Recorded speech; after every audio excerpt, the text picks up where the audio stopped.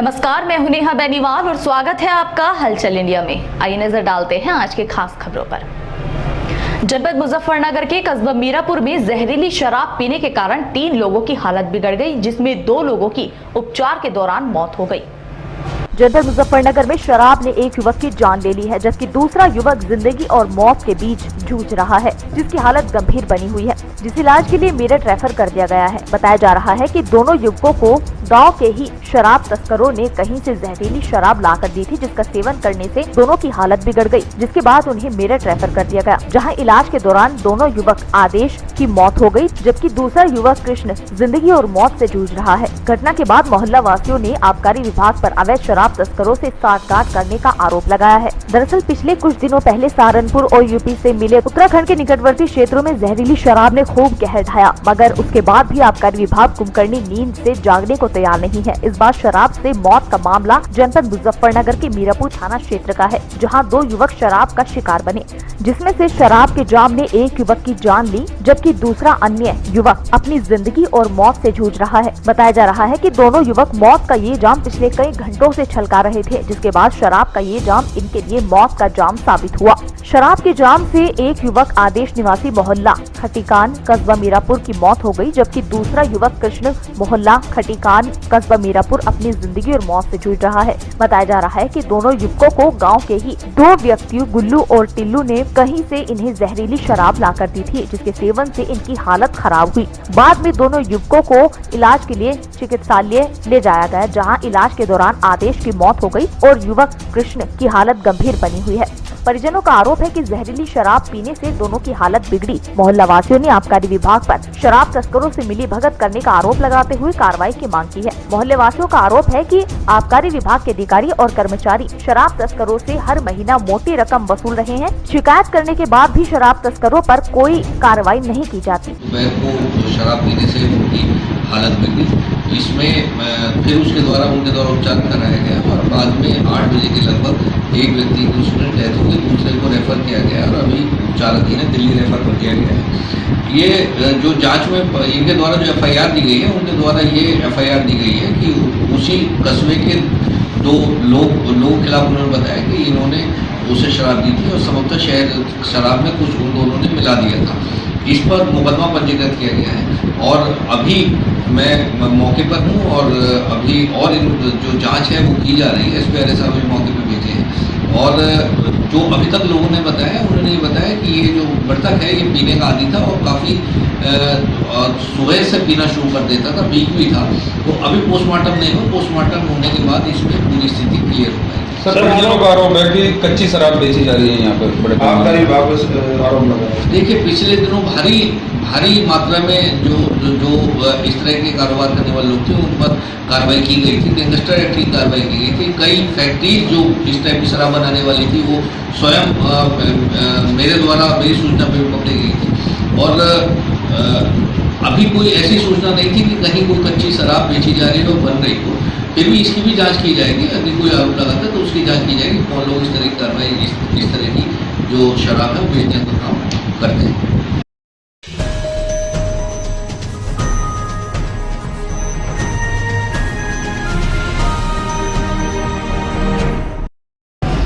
रुड़की के लंढोरा स्थित gold plus company में एक कर्मचारी की हाई टेंशन तार की चपेट में आने से दर्दनाक मौत हो गई। कंपनी के मालिक पर लापरवाही का आरोप लगाते हुए परिजनों ने जमकर हंगामा किया।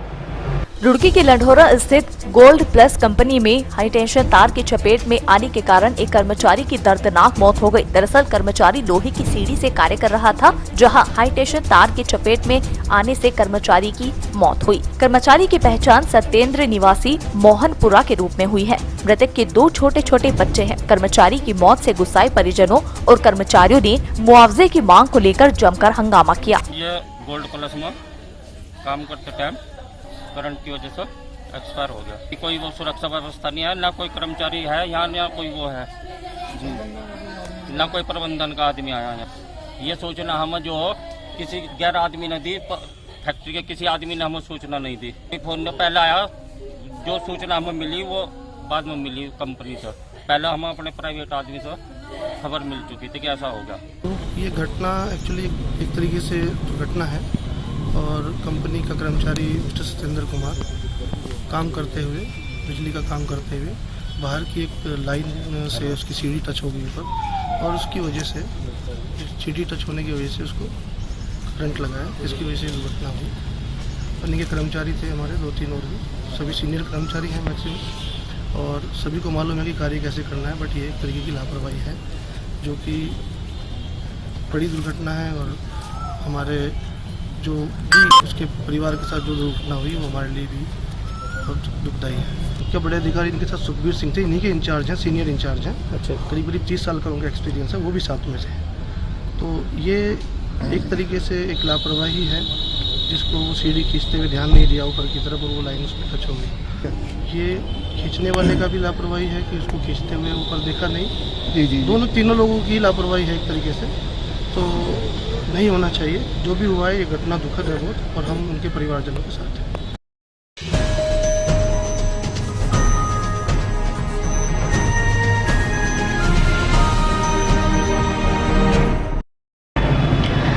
जनपद मुजफ्फरनगर के खतौली थाना क्षेत्र स्थित मेन मार्केट से एक शातिर युवक ने 66,000 रुपए के मोबाइल पर हाथ साफ कर दिया। यह पूरी घटना दुकान में लगे सीसीटीवी कैमरे में कैद हो गई। मुजफ्फरनगर में चोरों के हौसले इन दिनों बुलंद हो चुके हैं कि वो दिन दहाड़े चोरी जैसी घटनाओं को अंजाम देकर पुलिस को चुनौती दे रहे हैं। जहां एक शातिर चोर ने खतौली कोतवाली क्षेत्र की मेन मार्केट में स्थित एक मोबाइल की दुकान में रखे 66,000 की कीमत के सैमसंग S9 प्लस मोबाइल पर सेकंडों में हाथ साफ कर दिया। इस शातिर चोर की करतूत सीसीटीवी कैमरे में कैद हो गई। पीड़ित दुकानदार ने सीसीटीवी फुटेज के साथ थाने में शिकायत दर्ज करा दी है। मामले की जांच पुलिस द्वारा शुरू कर दी गई है। सुबह मैं दुकान खोली, कस्टमर आया मोबाइल लेने के लिए, मैं झाड़ू लगा रहा था, मैंने कहा 1 मिनट वेट करो।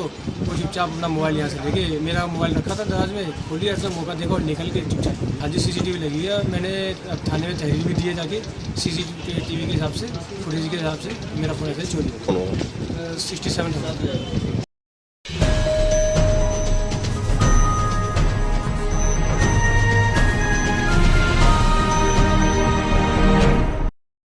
जनपद मुजफ्फरनगर के थाना सिविल लाइन क्षेत्र स्थित लाल सिंह मार्केट में उस वक्त हड़कंप मच गया जब कुछ दबंगों ने एक दुकानदार पर हमला कर दिया। हमले की यह वारदात कैमरे में कैद हो गई। मुजफ्फरनगर के थाना सिविल लाइन क्षेत्र में उस समय हड़कंप मच गया जब भरे बाजार में लाठी डंडे लेकर कुछ युवकों ने एक दुकानदार पर हमला करते हुए ताबड़तोड़ पिटाई शुरू कर दी। बेखौफ हमलावर युवक पीड़ित दुकानदार और उसके साथी के साथ मारपीट करते रहे, लेकिन तमाशा देख रही भीड़ में से किसी भी व्यक्ति ने पीड़ित दुकानदार को बचाने की कोशिश नहीं की। बता दें कि मामला मुजफ्फरनगर के थाना सिविल लाइन क्षेत्र के लाल सिंह मार्केट का है, जहां शनिवार दोपहर कपड़ों पर रंगई का काम करने वाले युवक राहुल और शहजाद पर अचानक 2 युवकों ने लाठी डंडों से हमला कर दिया। हैरान कर देने वाली बात यह है कि भरे बाजार में बेखौफ गुंडे राहुल और शहजाद को पीटते रहे। वहीं इस पूरी घटना के बाद पुलिस अधिकारी का कहना है कि घटना का वीडियो अभी संज्ञान में आया है। पीड़ित युवक की तहरीर लेकर आरोपियों को गिरफ्तार करने का प्रयास किया जा रहा है। ये एक मामला भी सिविल लाइन पुलिस के संज्ञान में आया है, जिसमें 3-4 लड़के 1-2 लोगों को पीटते हुए नजर आ रहे हैं। इसमें जो पीड़ित पक्ष है इसकी तरफ से तहरीर प्राप्त कर मुकदमा दर्ज कर अग्रिम कार्रवाई की जा रही है। अभी तक प्रथम दृष्टया ये पता चला है कि इनकी रंगाई की दुकान है और डिलीवरी देने के संबंध में कुछ विवाद हुआ था। उस विवाद में ही इनका लड़ाई झगड़ा हुआ।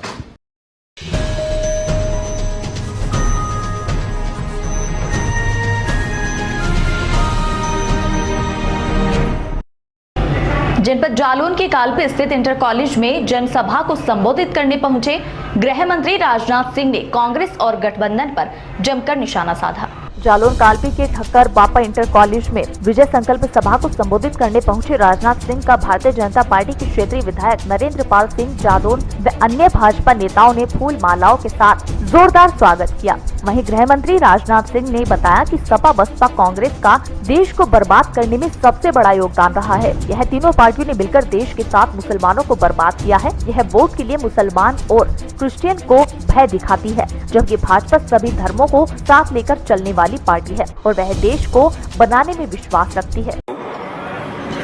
हम लोग 60 साल की किसान की लघु और सीमांत किसानों की उम्र 60 साल पूरा होने के बाद उन्हें 3,000 रुपए की पेंशन देंगे। 3,000 रुपए की पेंशन देंगे। छोटे दुकानदारों को भी हम लोगों ने 3,000 रुपए की 60 साल की उम्र के बाद पेंशन देने का फैसला किया है कि चाहे 2 हेक्टेयर से कम जमीन हो अथवा 2 हेक्टेयर से अधिक जमीन हो, सबके खाते में 6,000 रुपया हर साल डाल देना चाहिए। और बहनों भाइयों, ये बात तय हो और घोषणा पत्र में इसे हम लोगों ने डाल दिया। और अगली बार यह सरकार बनने के 2 महीने 3 महीने के अंदर यह काम शुरू हो जाए।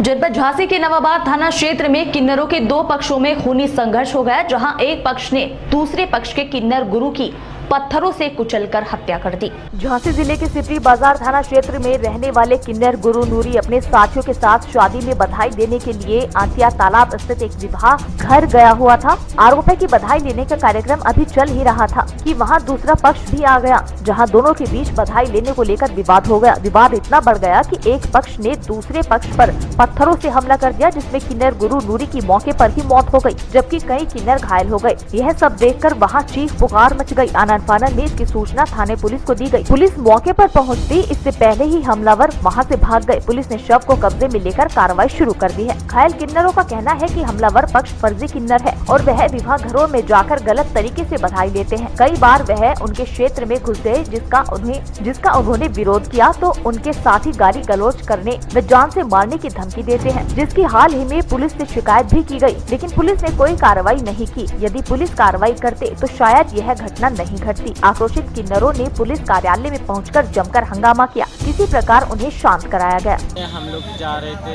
अपना बधाई मांग रहे थे, बधाई में से लॉज में से निकल रहे थे, हमारा मालिक भी निकल रहा था। हम लोग को आप भर के 20-25 जन आ गए, ठंडा पट्टा गुरु को हॉकियों से मारा, फिर हम लोग बचाने को बीच बचाने तो हमारी गाड़ी में अंदर हो गए। हम लोग कांच मात तोड़े, उन लोगों ने मारा हम लोगों को भी।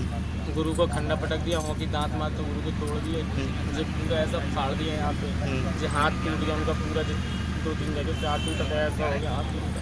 के बाद को हमारे बुजुर्गों की दादी का, हमारी बुजुर्ग थी जो ख़त्म हो चुकी हैं, तो उन्हीं के नाम पे जो ख़त्म हुई है अभी तो उन्हीं का हम लोग का इलाका है और वो औरत है, हम लोग हिचड़े हैं, तो हमारा इलाका चोरी से मांगते हैं वो लोग, और जो बुला के मंगवाते हैं बाहर की गाड़ी, जो ट्रेन मांगते हैं लौंडे लोग, उनको बुलवा के लॉज मंगवाती है हम लोग के, लॉज मंगवाती है हम लोगों के। और हम लोगों को आज हम लोग मांगने गए अपने लॉज, हमारे पिताजी के साथ ऐसा करते हैं लोग ने। हमारा मालिक ही खत्म हुआ, हमारा घायल हमारे 4-5 जन है इसके। हाँ, पहले भी हमारे सीट के चक्कर में लड़ाई झगड़ा हुआ था, इसी के चक्कर में। ये जनपद झांसी के नवाबाद थाना अंतर्गत आज कुछ किन्नर अपने प्रातःकालीन एक बारात घर से निकल रहे थे अपने कार्यक्रम को करके, उसी दौरान दूसरे ग्रुप ने उन पे हमला बोल दिया। दोनों में आपस में काफ़ी मारपीट हुई। मारपीट में एक किन्नर को गंभीर अवस्था में हॉस्पिटल ले जाया गया, जहाँ से मृत घोषित कर दिया गया। इस संदर्भ में थाना नवाबाद में 7-8 लोगों के विरुद्ध अभियोग पंजीकृत कराया गया है, जिसमें आगे की कार्रवाई की जा रही है। अभी तक जो इन लोगों का कहना है कि इनका आपस में जो एरिया का बंटवारा है कि हमारे क्षेत्र में तुम नहीं आओगे, कार्य करोगे, इस विषय को लेकर झगड़ा था। क्या पहले भी विवाद सामने आए? पहले कुछ विवाद सामने आए थे, जिसकी पड़ताल की जा रही है, इसमें कार्रवाई की जाएगी।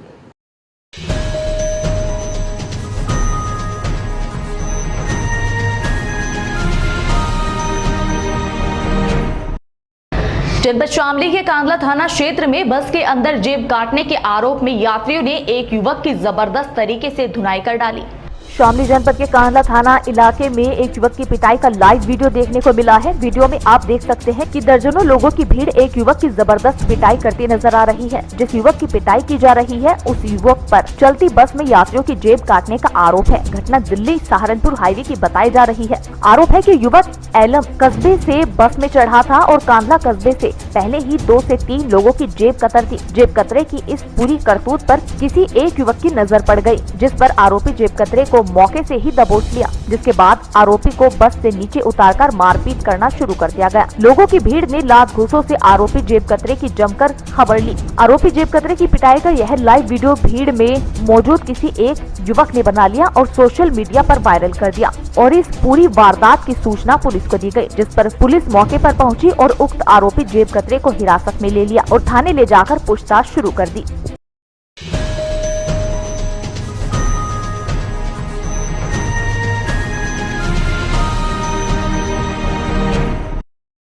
जनपद शामली की कैराना कोतवाली पुलिस ने एक गौ तस्कर को भारी मात्रा में गोमांस और गौकशी के उपकरणों सहित गिरफ्तार कर लिया। दरअसल पूरा मामला आपको बता दें कि जनपद शामली के कैराना कोतवाली थाना प्रभारी राजेंद्र कुमार नागर व उनकी टीम को मुखबिर द्वारा सूचना मिली कि क्षेत्र के ग्राम गोगवान में एक घर में गौकशी हो रही है। मुखबिर के बताए गए स्थान पर पुलिस ने एक मकान की घेराबंदी करते हुए मौके से एक आरोपी को गोमांस व उपकरणों सहित दबोच लिया और थाने ले आई। पूछताछ में युवक ने अपना नाम इस्लाम निवासी ग्राम गोगवान थाना कैराना बताया। वहीं पुलिस ने पकड़े गए आरोपी के खिलाफ संबंधित धाराओं में मुकदमा दर्ज कर जेल भेज दिया और पुलिस आरोपी के अन्य आपराधिक इतिहास गैर जनपदों में खंगाल रही है।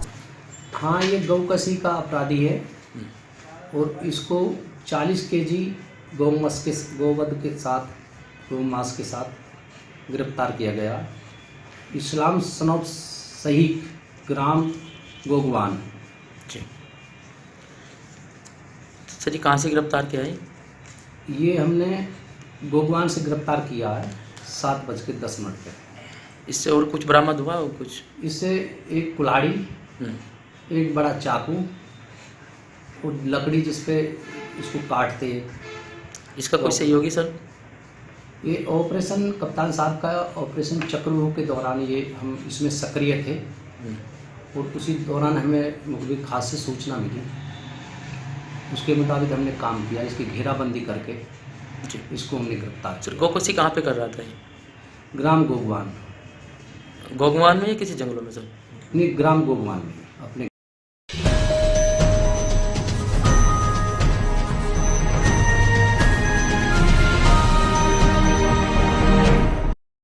जनपद मुजफ्फरनगर के रामराज स्थित बैराज के गेट नंबर 14 का पुल धंसने के कारण किसानों और आम नागरिकों को भारी परेशानियों का सामना करना पड़ रहा है, जिसको लेकर भाकियों की बैठक का आयोजन किया गया।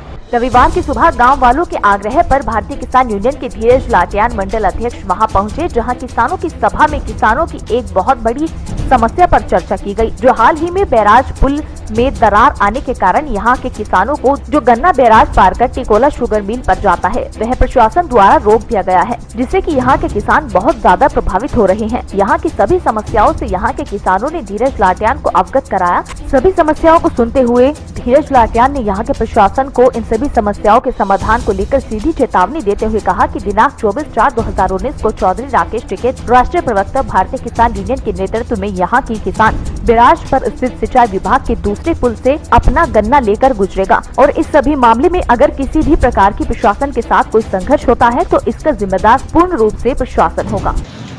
समस्या बैराज का जो पुल है यह क्षतिग्रस्त हो गया। समस्या यात्रियों को तो बनी गई, यात्री सब दाएं बाएं से कर रहे हैं, तो प्रशासन ने व्यवस्था कर दी रोड का आयोजन करने की। पर एक बहुत बड़ी समस्या बन गई वहाँ के गन्ना किसानों की। 3-4 गांव है वहाँ पर बैराज का पुल क्रॉस होने के बाद में जीवनपुरी है, जैसे किसानों के बातचीत हुई हमारी, कल समस्या उन्होंने बताई हमें।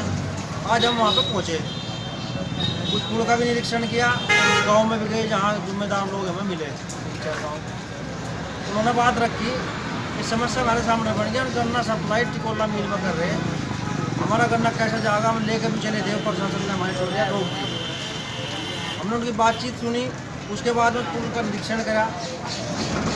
तो बात यह है कि वो पुल जो क्षतिग्रस्त है उसके बराबर में एक छोटा पुल है, कम से कम 14-15 फीट चौड़ा, वो सिंचाई विभाग का बता दिया गया। तो पुल वो ठीक है, किसान का गन्ना को सप्लाई हो सके, प्रशासन उस पर भी नहीं क्रॉस होने दे रहा वहाँ के किसान को। हमने चेतावनी दी आज आपके माध्यम से भी, मीडिया के माध्यम से, अखबार के माध्यम से, कि 24 तारीख में ठीक 9 बजे सभी किसान अपनी ट्रॉलियाँ लेकर उस पर भारतीय किसानों के झंडे लगा कर, और राकेश टिकैत जी से मेरी बात होगी फ़ोन पर, उन्हीं के नेतृत्व में सिंचाई विभाग का जो वो पुल है छोटा, उस पर वो हम गन्ने लेकर चलेंगे। प्रशासन अपनी व्यवस्था करना है। आपने किसी उच्च अधिकारी को अवगत कराया है? डीएम कल पहुंचे थे, किसानों ने हमें बताया कि डीएम मुजफ्फरनगर कल पहुंचे थे, उन्होंने किसानों से समस्या रखी, तो डीएम ने भी उनकी कोई ऐसी बात नहीं की। अगर जिलाधिकारी या शासन प्रशासन आपकी बात नहीं सुनता तो आप किस स्तर तक धरना देंगे?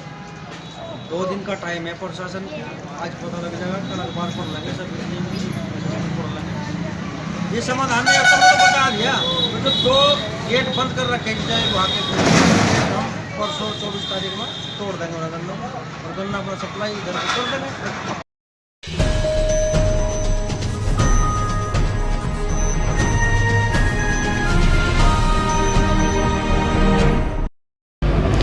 जनपद मुजफ्फरनगर के मीरापुर थाना क्षेत्र के गांव रुमालपुरी में पशुओं को चारा डाल रही महिला को अज्ञात व्यक्ति ने गोली मार दी, जहां घायल महिला को सीएचसी जानसठ भर्ती कराया गया। जनपद मुजफ्फरनगर के मीरापुर थाना क्षेत्र के गांव रुमालपुरी में उस वक्त हड़कंप मच गया जब पशुओं को चारा डाल रही एक महिला को गोली लग गई। बताया जा रहा है कि गोली किसी अज्ञात व्यक्ति ने जंगलों की ओर से मारी, जो पशुओं को चारा डाल रही महिला को जा लगी। वहीं घायल महिला को आनंद फानन में सीएचसी जानसठ भर्ती कराया, जहाँ चिकित्सकों ने महिला को उपचार के बाद हायर सैन कर दिया।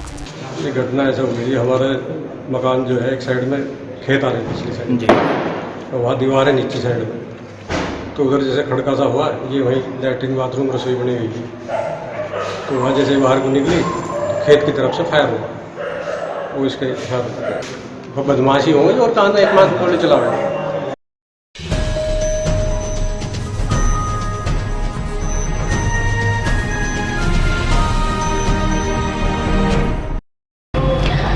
जनपद सहारनपुर के मिर्जापुर हथनीकुंड स्थित यमुना नहर में डूबे छात्र की बरामदगी की मांग को लेकर परिजनों और छात्रों ने गंदेवड़ मार्ग पर जाम लगा दिया। जनपद सहारनपुर के बेहट थाना क्षेत्र के मिर्जापुर स्थित यमुना नहर में डूबे छात्र का 24 घंटे बीत जाने के बाद भी कोई सुराग नहीं लग सका।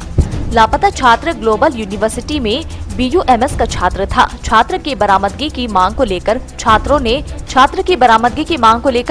ने गंदेवड़ चिलकाना मार्ग पर जाम लगा दिया, जहां छात्रों ने डूबे छात्र की तलाश में पुलिस पर लापरवाही बरतने का आरोप लगाया। मामले की सूचना पर पुलिस अधिकारी मौके पर पहुंचे और छात्रों को कार्रवाई का आश्वासन देकर मामला शांत कराया।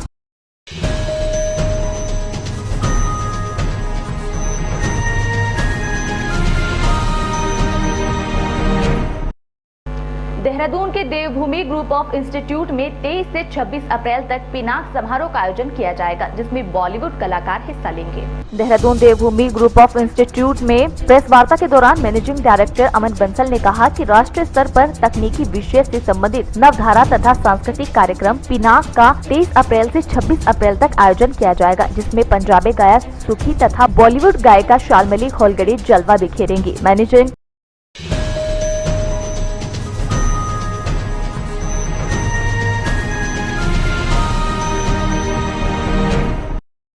और फिलहाल वक्त हो चला है हलचल इंडिया में फटाफट खबरों का। झांसी जिले की मऊरानीपुर के मेला ग्राउंड में भाजपा प्रत्याशी अनुराग शर्मा के समर्थन में एक चुनावी रैली हुई, जिसमें शामिल होने के लिए गृह मंत्री राजनाथ सिंह पहुंचे। भाजपाइयों ने मंच पर उनका जोरदार स्वागत किया। इसके बाद सभा को संबोधित करते हुए गृह मंत्री राजनाथ सिंह ने कहा कि वह अनुराग शर्मा को पहली बार देख रहे हैं, लेकिन पार्टी ने जो निर्णय लिया है उसे पूरा करना है। इसके साथ ही उन्होंने सपा बसपा गठबंधन पर निशाना साधते हुए गंभीर आरोप लगाए। उन्होंने कहा कि सपा बसपा भ्रष्टाचारियों की पार्टी है। नरेंद्र मोदी को रोकने के लिए उन्होंने आपस में गठबंधन किया है, लेकिन इसके बाद भी वह नरेंद्र मोदी को दोबारा प्रधानमंत्री बनने से नहीं रोक पाएंगे, क्योंकि पीएम मोदी ने अपने कार्यकाल में कई लाभकारी योजनाएं चलाई हैं, जिसकी मैं अपने जीवन में कभी कल्पना भी नहीं कर सकता। यह तीनों दो उसमें से समाजवादी पार्टी के भूतपूर्व मुख्यमंत्री साथ बैठे, यह बात तो समझ में आती है, लेकिन बहुजन समाज पार्टी की भी नेता जो भूतपूर्व मुख्यमंत्री हैं वो भी शामिल हो गए, और उनके शामिल होने से पूरा दृश्य ही वो अभूतपूर्व हो गया।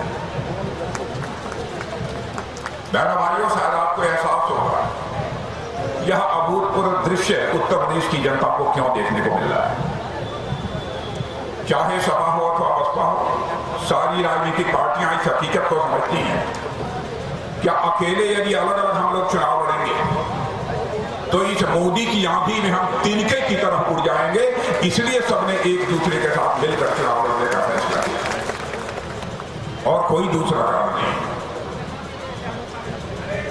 इन लोगों को सरकार चलाते हुए भी इस उत्तर प्रदेश में आपने देखा है, सपा को भी बसपा को भी और भारतीय जनता पार्टी को। बहनों भाइयों, सबसे अच्छी सरकार कौन सी राजनीतिक पार्टी दे सकती है उत्तर प्रदेश को, इसको भी आप अच्छी तरह वाकिफ हैं। भाजपा के जितने भी मुख्यमंत्री रहे, चाहे वो हमारे कल्याण सिंह जी हों, चाहे हमारे राम प्रकाश जी गुप्त हों अथवा मैं हूं, बहनों भाइयों, किसी के ऊपर उंगली उठाकर कोई भ्रष्टाचार का आरोप सरकार चलाते हुए नहीं लगा पाया था। लेकिन समाजवादी पार्टी, बहुजन समाज पार्टी की जब भी सरकार बनती, भ्रष्टाचार के गंभीर आरोप लगते हैं। यदि कोई किसी के ऊपर राजनीति में झूठे आरोप भी चस्पा कर देता है, इस हकीकत को मैं जानता हूं, लेकिन प्रथम दृष्टया यदि आरोप सिद्ध होता है तो मामला गंभीर बनता है। बड़े उद्देश्य को हासिल करने के लिए इन लोगों ने गठबंधन नहीं किया। गठबंधन किया है तो केवल मोदी रोको। नकारात्मक सोच के आधार पर बड़ी कामयाबी जिंदगी में नहीं हासिल की जा सकती। कांग्रेस पार्टी इस गठबंधन से अलग है, लेकिन वो भी दावा कर रहे हैं कि हम यहां पर भारतीय जनता पार्टी के नेतृत्व में, मोदी के नेतृत्व में हम एनडीए की गवर्नमेंट नहीं बनने देंगे। लेकिन स्थिति अब पूरी तरह से साफ हो चुकी है। हमें विश्व का नेतृत्व कर सके, हमें कैसे नए भारत का निर्माण करना चाहिए, यह हम लोगों की सोच है। और बहनों भाइयों, आपने देखा होगा पहले जैसा भारत के बारे में दुनिया में एक धारणा थी, अब वो धारणा बदल गई है। भारत अब कमजोर भारत के रूप में नहीं आ रहा, भारत अब एक ताकतवर भारत के रूप में सारी दुनिया में जाना जाता है। मेरे में आपने देखा